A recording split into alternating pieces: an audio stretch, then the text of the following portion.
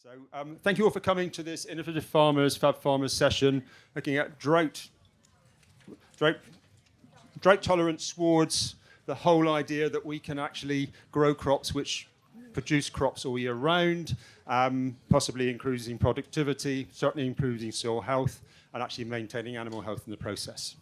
We've got four very good speakers. Once they've introduced themselves, the idea is that we ask questions, and can I ask you, there's a roving mic wandering around, which is here, or if you feel up like the urge, you can come and stand up at the speaker here. It's because this is being recorded, it's make sure that we get the proper sound, okay? You can ask this question of an individual speaker or the panel as a whole, and I'll sort of sift it as we go, okay?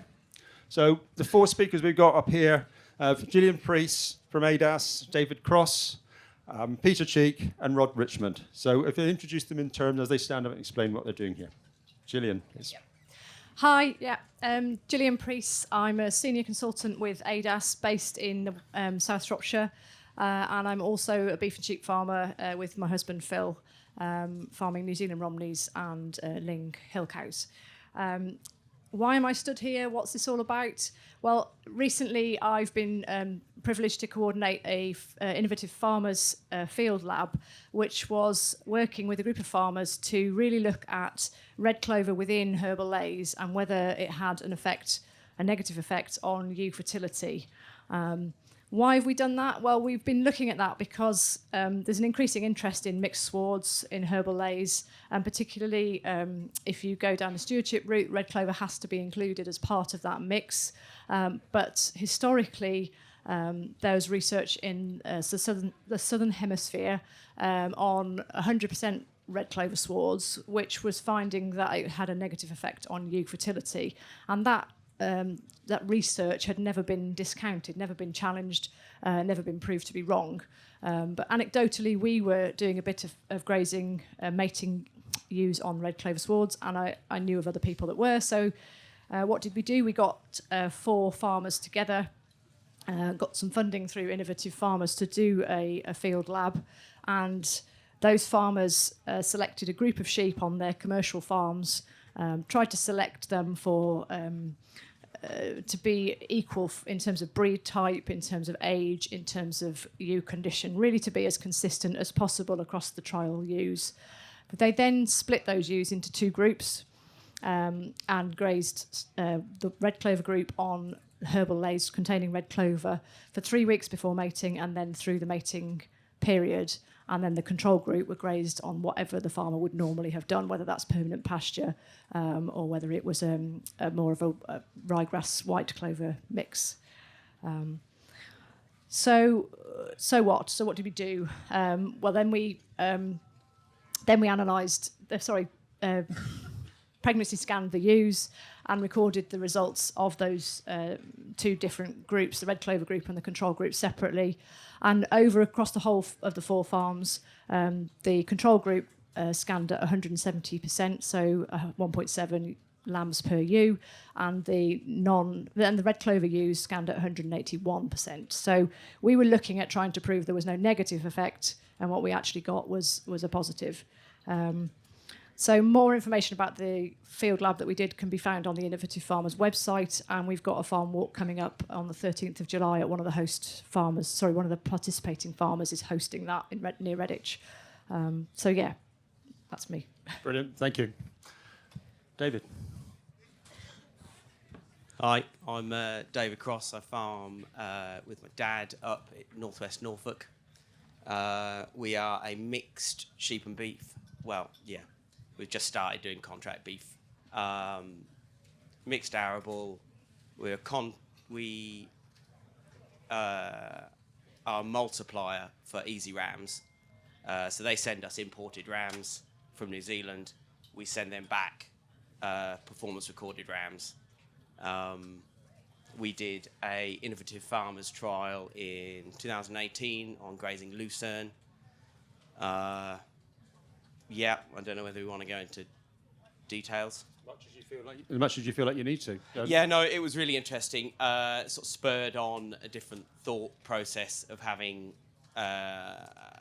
legumes in, or a higher proportion of legumes in our grazing mixes, we're quite susceptible to drought. Generally, July and August, we wouldn't get any grass growth. So doing the Lucerne trial sort of changed the whole mindset towards physical plant structure to access water and having enough nitrogen in the system to be efficient users of water. Yeah, it was pretty amazing. We did 16 ewes to the hectare, ewe lambs bearing twins and triplets. Average growth rate was 310 grams a day. Now we're a monitor farm, AHDB monitor farm. So we're now currently doing a trial on GS4. We've got 3 different plots, 2 different drilling dates. Those 3 different plots are different proportions of legumes and herbs. Same class of stock, running across them all, done 6-week weights. Now we've mobbed them together, single day shifts. So it's just, we're monitoring soil organic matter, forage quality. So I think we'll learn quite a lot from that. But yeah, to be continued. That's fine. Brilliant. Just to save a question later on, what was the average growth rate on the non-Lucerne, or what would be the normal growth rate on a non-Lucerne flock? It's not a completely fair comparison because on the Lucerne we put triplet-bearing ewes and twin-bearing ewe lambs, so they were a slower growing class of stock anyway. But this year we changed things up because the Lucerne's not in a trial. We've put our late lambing triplets and twin-bearing ewe lambs, so we haven't got 6-week weights for them on the Lucerne yet. But the GS4, across the board of all the GS4, twins and triplets have done 350 grams a day to 6-week weight.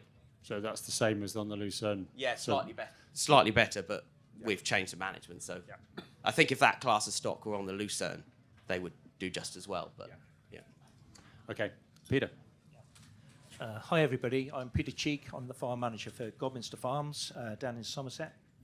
I've been there since 1998. Inherited some pedigree Holsteins when I first went there. We moved into crossbreeding and with a view of getting our cows out onto a larger grazing platform to get more milk from forage. The first problem we ran into is we kept running out of grass in June and July on the brash land. And we ended up having to supplementary feed the cows, which was expensive. So there came, Kate was doing a thing on innovative farmers on establishing herbal lays usage and how to measure them. So we joined that innovative farmers group, learning how to establish herbal lays, how to manage them, whether to graze them tighter, let them a bit not graze them quite so much, so we were grazing some as we would normally graze them and some only 2/3 the amount. But unfortunately COVID sort of hit and put the kibosh on it before we could get any meaningful results. But nevertheless, herbal lays in a drought system were a godsend because we had a couple of hot summers and it was the only green matter we had on the farm for a few weeks to feed the cows. So it sort of gave me confidence to carry on. We've experimented a bit now by putting herbal lays or diverse lays in over all the farm now. Not necessarily using all the herbs, but certainly using plantain, chicory, red clover, white clover, timothy, cocksfoot, and ryegrasses as the mainstay. We're 50-50, so we've got 300 cows, 50% calve in the autumn, 50% calve in the spring. 40% of our milk is going into a liquid market. The other 60 goes into a cheese market, which we come back and brand ourselves.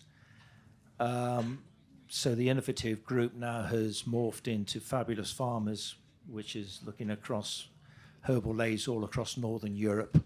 So it's going to be interesting to see what the Europeans are coming up with in comparison to what we're growing in the UK.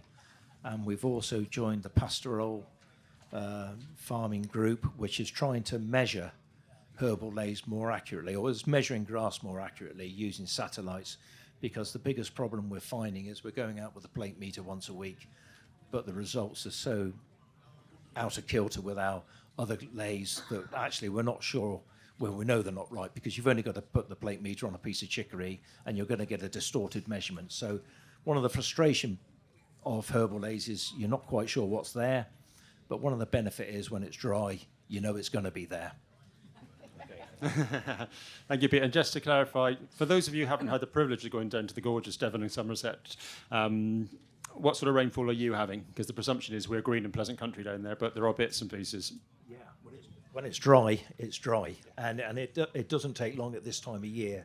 You know, a blistering week like this will really knock your grass growth, and especially if you've maybe overgrazed it and leaving it a bit bare. So I think the lesson is not to overgraze them, let them recover. And these are all techniques that we're learning more and more as we go down the herbal lays route. And Rob, last but not least. Yeah, Rob Richmond. I started growing herbal lays back in 2005. Back then, I was farming at 800 feet on the Cotswolds, thin soils over limestone. A farm that droughted off in June, was hard and cold in the winter. And someone suggested using these deep rooting lays. So, like everyone talking here, I decided to start growing those to see if they would give us more drought resistance. The first year we had some in was 2006, which was a drought summer. And we grazed the deep rooting lays every 3 weeks, where ryegrass next door we grazed in June and again at the end of September. So that proved to me that these lays were on the right track, were giving us what we wanted. But at the same time, I started reading into the background and realizing that there was more to it than root matter. It was a problem with our soils. We were lacking organic matter in soils and really farming subsoil. If you read some of the older books, the topsoil is something that's 10 to 20% organic matter, has a good crumb structure, is full of biology. It absorbs moisture in rainfall and retains it and gives it up when it's dry. Our soils at that time had between 2 and 3% organic matter in the top 2 or 3 inches. Not a lot of life, grew blackgrass quite well. And really we were farming a subsoil. As we went on through the years, we learnt to graze these diverse swards, started to build organic matter, and by the end, where we had the depth, we had 10 to 15 inches of black soil with 8 to 10% organic matter. That soil then had resilience, it had treadability in wet weather, it kept growing in the drought, and it was all due, to the root system, but also to the biology and to getting the organic matter in the soils. So that was where I was. I then moved about 18 months ago, set up a spring calving, 300 cow mobile milking herd. Again on Cotswold Brash, quite hungry arable land. Last year the lays were under-established at the start. With grazing management, trampling some, we grazed through the year, but what we have realised is what we're grazing this spring and summer is completely different to what we had last year. The change just with a year's proper grazing on it is huge, and we've got 3 to 4 weeks clover, legume rich, that deep in front of us at the minute. And if we keep getting a little bit of moisture with some trampling to protect soil, then we should have grass through the year and we should actually get some milk out of it. So, Brilliant, thank you. I was privileged to go to Rob's old farm last week, and it's actually incredible the herbal lays that are growing there now after all the years of effort you put in, and he's carrying on the same. And it really is an example of the way on that. Yeah, it is pretty poor soil up there that you can actually get productivity and production. So, questions from the floor. Has anybody got questions to ask? Or perhaps I'll start off with a question to each one. What would you do differently to the way you're doing it, or is there nothing you would do differently to what you're doing? You know, is it should have done it earlier? That's the obvious question, so we're not going to ask that one. That is not allowed to be an answer. Are we allowed to say we put more in? So from a personal perspective, although I led the Innovative Farmers Field Lab, I am heavily involved with one of the farmers that was on that because we are the contract farmers of the sheep. So we've got 60 acres of herbal ley on that farm through stewardship. And as a result of the good experience we've had and the confidence that we've got to graze sheep on it, we've recently taken on another 200 acres of another 200 acre farm, of which half of which was in arable, and is now going into GS4. So to basically replicate what is working as a good, profitable, functional system, providing biodiversity, drought resistance, and it works. So yeah, I'll just more of the same basically. For anyone who's organic in the room, GS4 is the option we're not allowed to do as organic farmers, which is the herbal ley mixture. It's the one everyone goes for because it pays lots of money, but unfortunately we're not allowed to do it. But it is the herbal leys, and it will become massively important because it will be something we're paid for in SFI. So it's a really useful resource and something that's massively beneficial on farm. I've worked along the road, David. Similar to what he said, but we would have started GS4 sooner because it would have meant with GS4 you get an allowance for capital grants, which means you can do fencing on each 5-year round of countryside stewardship. So looking back, we should have started that sooner and would have relieved a lot of my work pressure from putting up and taking down electric fences. With that, we would have been able to have cattle sooner. I think the rate of soil improvement would be quicker with cattle versus the sheep. But we're starting that now. And I probably would have made more changes to the arable, but that's been a mindset change that's taken time rather than, yeah. Peter. I'm not sure I've done anything tremendously different, to be honest with you. I think when you start a journey, you've got to have a start point. And maybe should have reacted a bit earlier because we were, 2 or 3 summers into droughts. So maybe we were a bit slow off the mark there. But, herbal leys were very much a minority crop. With the exception of Rob, who's been doing it for years, it was tending to be up onto the Cotswold brushland, onto those soils. And it's actually what we should have done is not just concentrated on our brush soils, but actually taken it over the whole farm and got that diversity in a lot earlier and just understood it a bit more. We were a bit slow on the uptake, but we're from Somerset, so you've got to give us a bit of a sporting chance. Rob, as you were the first one in, you were sort of possibly one of the pioneers of this anyway. So, and you did your Nuffield Scholarship on it, on the herbal leys, I think. Yeah, I think it's quite interesting to look at what I did, where I was, and then where I am now and where we are in the second season. And you see the importance of grazing management. And I think grazing management is the key to it. Grazing it at the right stage, not too hard, but not too lax. And the difference between dairy grazing and beef grazing. I went to Greg Judy's talk this morning, this type of stuff that he's grazing, the amount of trampling he's doing with beef cattle. If we tried doing that, and in fact we were in some stuff similar to that last year, there's no milk in that. We've got to be in a lump younger than that and not trampling as much, but getting off it so we get the quick regrowth. As long as we've got some ground cover to keep what moisture we've got, that makes a hell of a difference. But yeah, the grazing management is the key to it. And a lot of people ask about putting herbal leys, direct drilling herbal leys into permanent pasture.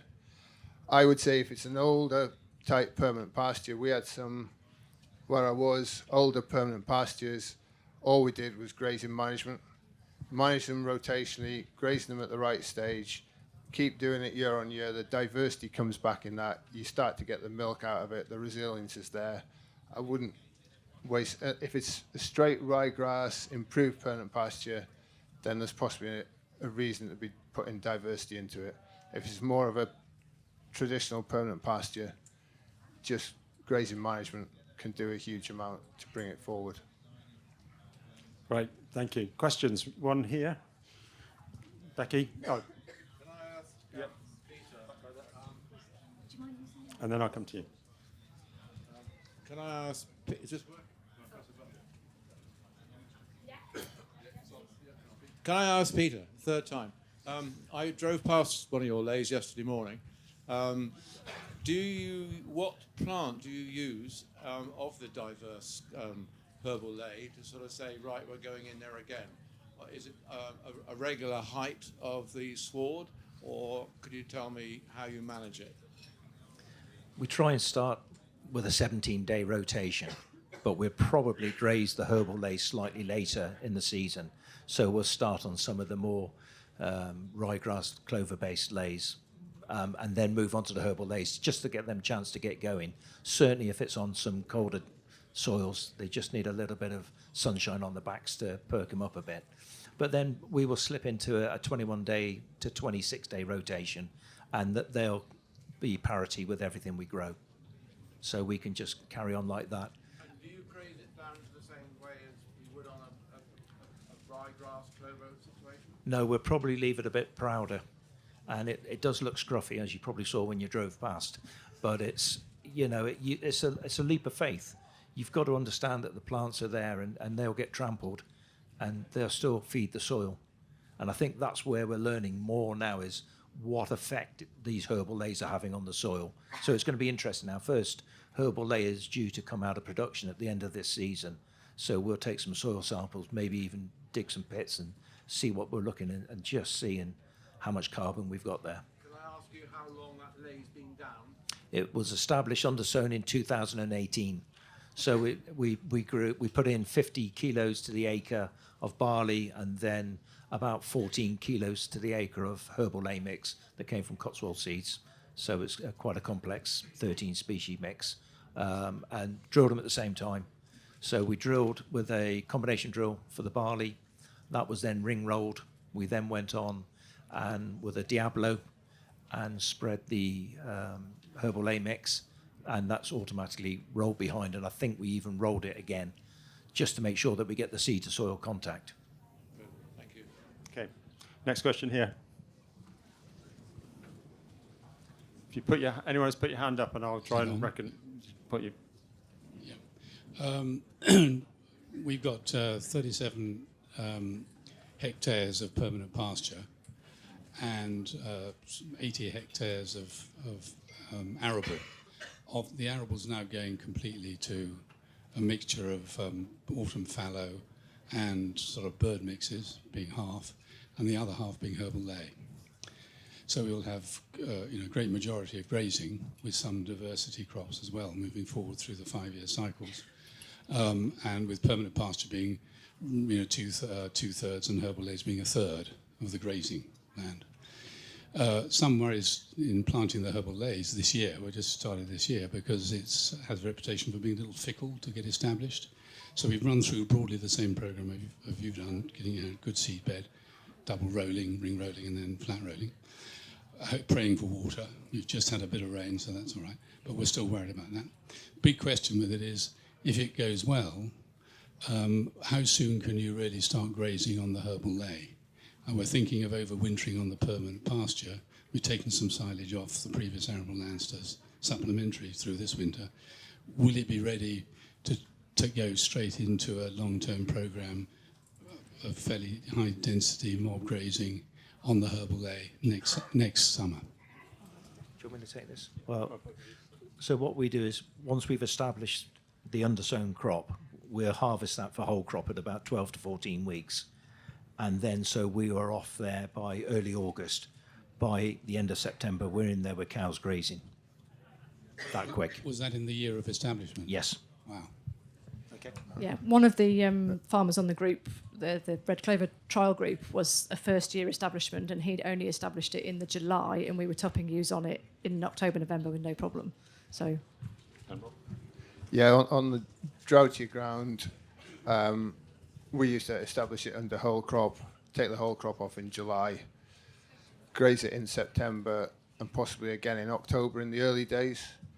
And then I learned not to be too greedy and graze it once late September and then leave it to get fully established through that winter. And we gain more come the following summer then. I should say we're on heavyish clay, so over winter. Right, so Yeah. not quite the same on heavy clay. Yeah. David, No, any but comment? you should be able to get light one grazing off it in the autumn, and then let it get itself established, and then you'd be fine. growth. Yeah, with the GS4 trial that we're doing now, we did the 3 different mixes, but 2 different drilling dates. One was May, and then the other one was post-winter barley, so late June, early August. And we've done species assessments on them, and they're completely different. Same mixes, but completely different. We were grazing. We probably got 2 rounds on the May drilled one, and then 1 on the post-winter barley. But we try and lamb on quite high covers, just so we're setting that plant off, so it's got quite deep root structure and it's not, not been grazed too hard through the winter. But we can do that because we've got cover crops. So, yeah. Next question then. It's a question for Gillian regarding red clover. So I know we've got 1 year and we're quite excited. When do we think it might be a real result? Or in terms of, do we need another year or 2, do you think? And Anybody who wants to fund a subsequent project is willing to come and talk to me. That would be absolutely fantastic. We'd love to do it again. We'd love to do more. We'd love to do a higher clover percentage. But it's all about trying to find. I mean, the farmers that are involved are willing to be involved again. And I think because of the success of the first trial, I think we would get more people that would be willing to be involved. But it comes down to funding researchers' time, basically. I would be very interested to do more. And the other thing that I forgot to say is that the range of clover content that we had on the trial was very different. So all of the farmers were sowing a seed mixture of 10% red clover, but the range when we actually came to graze was everything from 9 to 37% by fresh weight. So it's quite a range. And that came down to persistency, mostly to do with how long the lay had been in, because as David said, if you're not careful, particularly with sheep, you will graze it too low, and a lot of the chicory plantain type and the red clover have a root nodule that's quite very close to soil surface or above ground. So sheep are a bit notorious of nibbling it out. So it's not easy to keep the persistency on a sheep-only system with red clover. So that's another thing that we would like to do a bit more work on, really. Can I have another question? One more question, or maybe 2. In terms of body condition score of the ewes, was there any difference between the groups? Do you think that was the mechanism behind the fertility? No, I saw all the sheep on fairly regular basis, and the farmers did a really good job actually of selecting. 2 of the larger farmers actually picked yearlings, so they were very consistent. I have no feeling that the body condition score was what caused the change. I think it was purely down, to be honest, to availability of forage and nutritional content. It was the herbal lays had more cover and a more varied cover and probably higher energy and protein than the alternative, which in some farmers' cases was a pretty bare permanent pasture field. So it'd be interesting to redo it without, in terms of it's a feed quality question then, isn't it? Or we all know that if we flush a ewe, it's more fertile. So that's very, very well established in terms of nutritional influence on ewe fertility. So if you choose to graze a sheep on a more rich and energy dense diet, it will be more fertile. That wasn't what we were trying at the outset to find out. We were trying to make sure there was no negative impact of the phytoestrogen content of red clover on the ewe's fertility, and the barren rates were there was no significant difference in the barren rates across all of the sheep and all of the farms. So I think one of the points to bear in mind when we do initially farmers' field labs, this is farmer-led stuff and it's done on farm, and the farmer takes the risk of doing it themselves with our support. And yes, in a multifactorial experiment done by a university and the sort of things that you'd often be worked at before, the ration would be totally balanced between both flocks to make sure nutritionally it was everything exactly the same. But the point of the trial was to find out whether a high amount of red clover had any effect on lamb numbers because of this research historically, and we were looking and asking that question. NFA farmers' trials are about asking a simple question that can be done in on-farm trials, and it demonstrated that this practice works. So we think it will work again. We think we will. But it's not going to be written up in a sort of ultra nature magazine particularly, because it probably wouldn't get through peer review. but it still works for a farmer. And that's what IF Field Labs are about. Things that work for a farmer, on the farm, on their farm. Yeah, and giving confidence, therefore, to other farmers that, you know, to be honest, most of the guys that were in the trial were already grazing herbal lays with sheep. So there was a risk, but there was less of a risk for them because they were already doing it. What they were keen to do was for ADAS to document that through the funding that Innovative Farmers gave us, to be able to do some sort of, okay, it wasn't a trial as in a scientific trial, but it was as much as we could, we controlled the varying factors on those farms to try and prove that it didn't have a problem, and therefore give other people the confidence to grow more herbal lays and to include red clover and not be frightened of it in a major part of the growing season, which is September, October, November.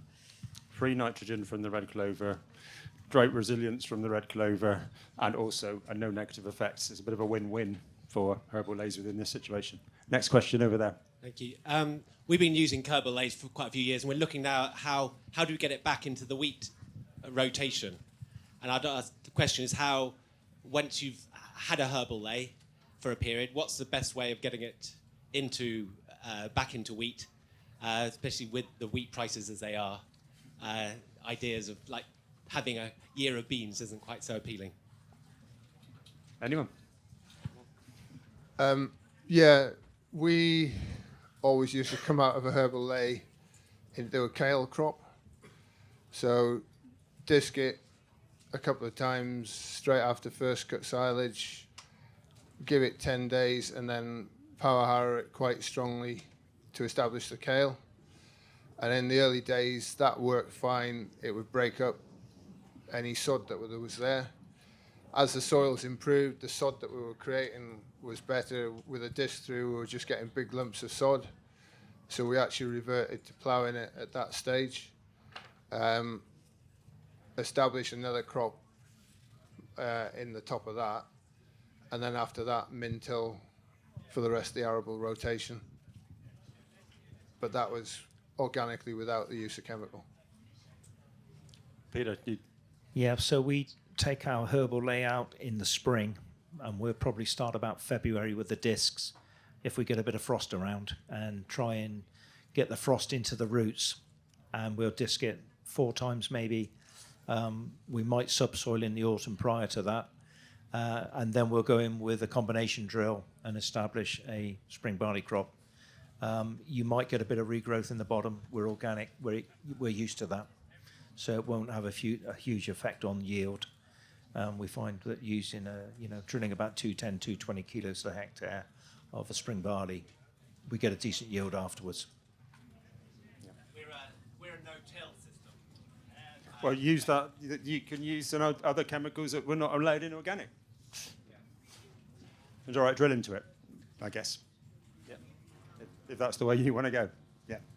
Next question was here.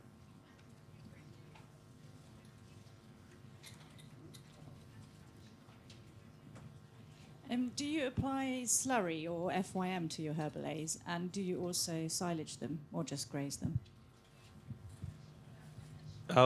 So we have we sublet to a pig unit. So we have overwintered very strawy pig manure. So we put that on our GS4 lays just to balance the P and Ks. But if we don't need to, we don't. But yeah, if that's what we would do.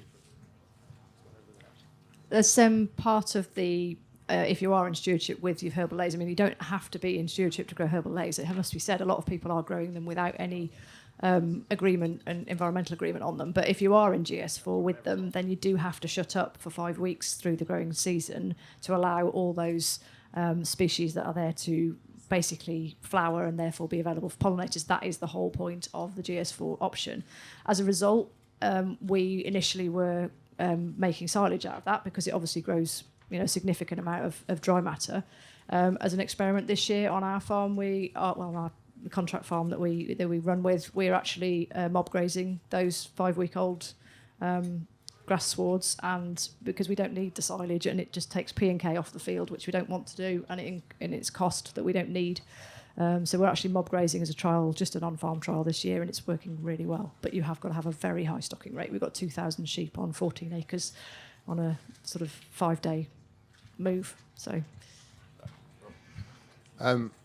Yes, yes, and yes.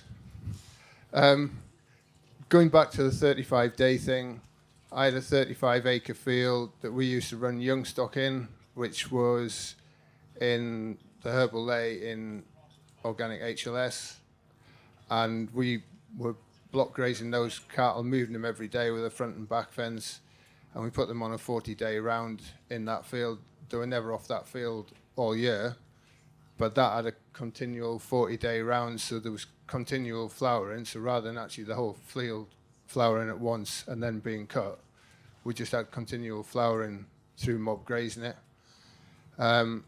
Yeah, we put slurry on it, particularly leys that were destined for silage, and anything that was cut with silage usually had composted manure put on in the autumn. Silage-wise, when we first started growing them, we were block autumn calving, and silage was 11.5 ME, 14 to 16% protein regularly, from stuff that probably looked a bit stronger than that, but it yielded well and it fed well. So we put all our slurry through a separator, and then we'll go after every round and apply about a load to the acre of a separated liquid. We don't make any silage yet out of our herbal leys. I'm not as confident as Rob on ensiling it. But maybe we should be looking at a bit more diversity in our outer rotation where we historically make our silage, which is normally a red clover and ryegrass mix. So maybe there's opportunities there to add diversity to see what effect it will have in protein content, because obviously we're all chasing protein from forage these days. Okay. We pulled out an organic scheme about 3 years ago, and we put a dairy in, which we've been milked for years. So to tidy up, we didn't put any clover in with much of the grass to start with, so that we could sort the docks out. If we wanted to overseed with some herbal leys, would that work, do you think, or would we need to plough it up and start again because of the competition? That's my first question. And the second one is, how does it affect your milk solids, because we're on a milk solids contract? If that's going into a ryegrass ley, I've done various overseeding in the past. The grasses and the clovers, like using a full herbal mix, the grasses and clovers tend to take. If there's bare soil, I've got chicory and plantain to take. But if there's competition, the herbs tend to struggle to take. And yeah, what I'm starting to find in the spring, the herbal leys tend to be lower in sugar and higher in oil, and we tend to struggle a bit more for butterfat in the spring. Protein's good, but we tend to run with a sort of 0.9 ratio rather than a 0.8 ratio, so that protein's relatively high, but butterfat's slightly lower. And I think that's down to the oil content in the ley. Great.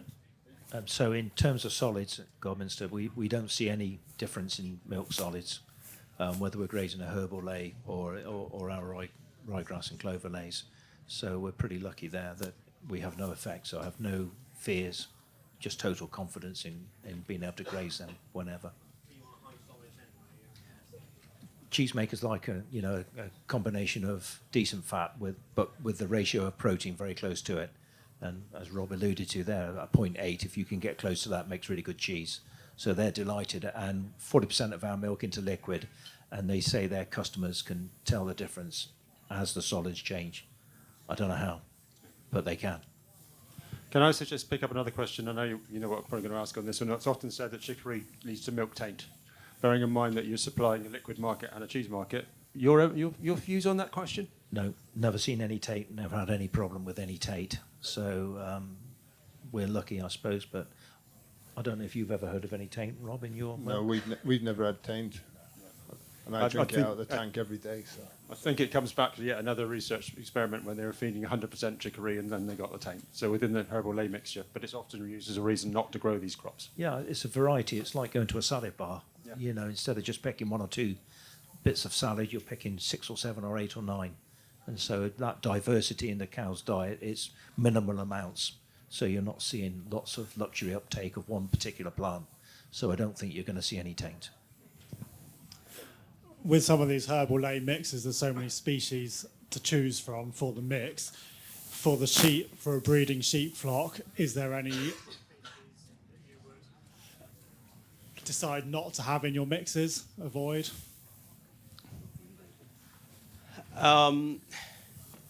For us, because it's GS4, we have to be compliant with the seed mix. So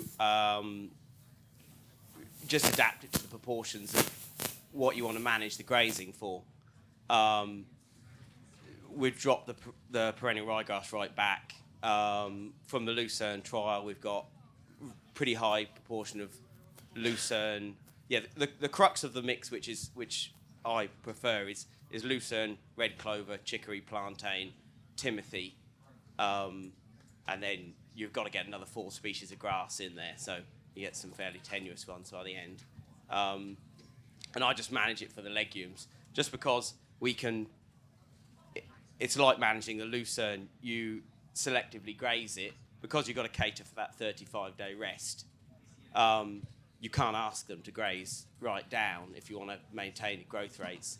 So we outdoor lamb, so we set stock for 5 to 6 weeks, and then start single-day shifts. So we'll do one sort of 38-day round of single-day shifts, and then you rest the place that you finished, so you'll get your 35-day rest. You leave a lot of residual behind, and then wean, tidy it up with the ewes, come back with the lambs. But it just means you have to cater for that, for the lambs once you've weaned. Okay. And Gillian, any comments? I'm not really in charge of that part of the decision making, I'm afraid. The only thing I would say is that one of the farmers in terms of the innovative farmers thing again isn't actually growing any. He's doing it in Wales, so he's not doing it through stewardship. He's just doing it for economic reasons and drought resistance reasons. He's not actually establishing any grass as part of his herbal lays because he finds it actually comes back, and if you use it in your mixture, it takes over. So it's interesting. That's a comparison to what you were saying, David. And on the farm that we're involved in, after 4 years, we've very much got a ryegrass and white and red clover sward, and a lot of the herbs and other chicory and plantain is gone basically because the sheep just are too hard on it. We did a 5-day. What would it have been?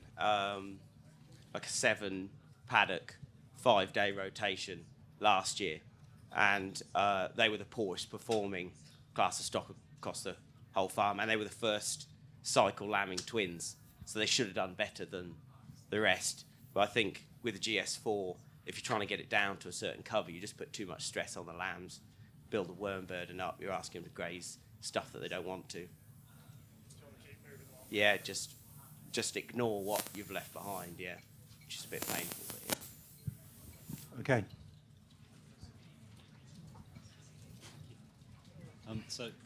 We farm in south central Scotland, and we're regularly told by neighbours that we'll not be able to establish and maintain diverse lays. Have you any experience of overwintering with average 60, 65 days of frost and keeping these lays in good condition? Certainly not down in Somerset, I'm afraid. We've had we had a couple of particular winters back 2009, 2010, where we had some fair old frosts, and we've never lost any lays to frost. No. Yeah, I know there's a chap in Canada that does interrow samfoin and lucerne. You know, they have serious frosts, 2 foot deep permafrost type thing, and because it goes dormant, it's okay, but it just depends what you're trying to. They're on a suppler system, yeah.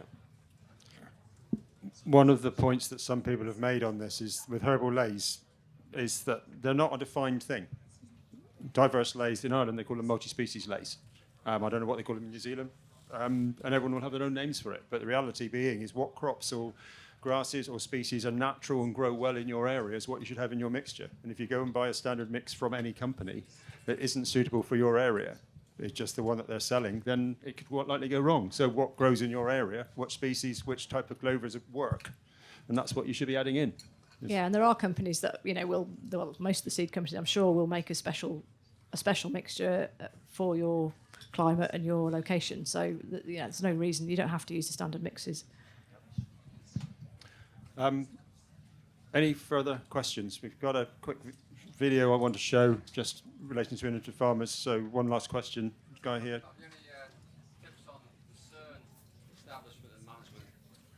Okay, Lucerne management and establishment tips. Where do you start? Similar to the multi-species, you need a good seed bed, even seed. So we rolled pre-drilling. We used Vertistart Rapid to drill it, but just really shallow. Rolled twice post. We drilled that at the time when you could use 2,4-DB to control the weeds. You can't now. So maybe undersowing would probably be a better option just to suppress some of the sort of fat hen is our problem at home. But once if you ensile it or mow it, that's gone then.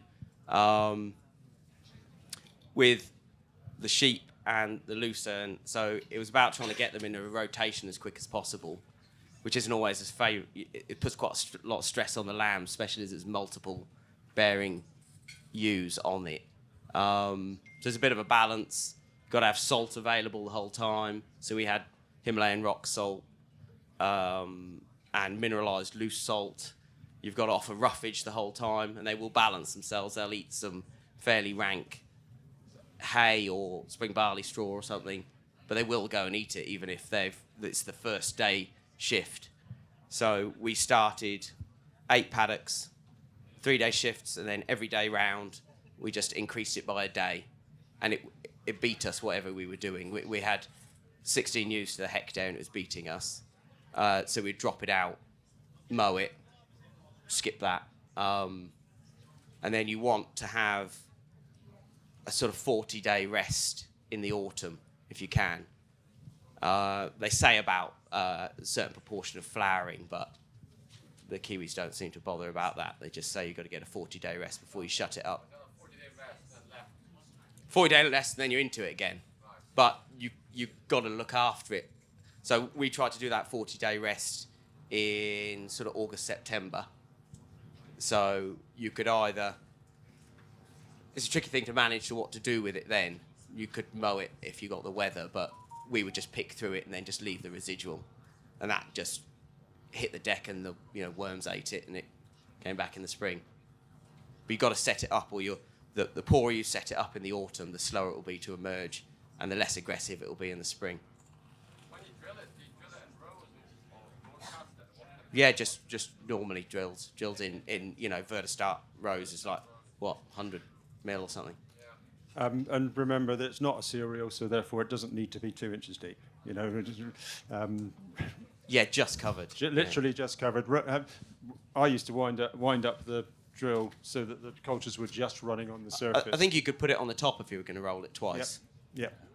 And one thing is absolutely essential: put an inoculant on it, and double dose inoculant if you like, because it's cheap stuff, and it is something that's massively important. Okay. But it's tricky, and if you don't do all those things, there's problems. Great. Thank you, everybody. I'm just going to wrap up because I want to show this quick video from Innovative Farmers to finish off the session.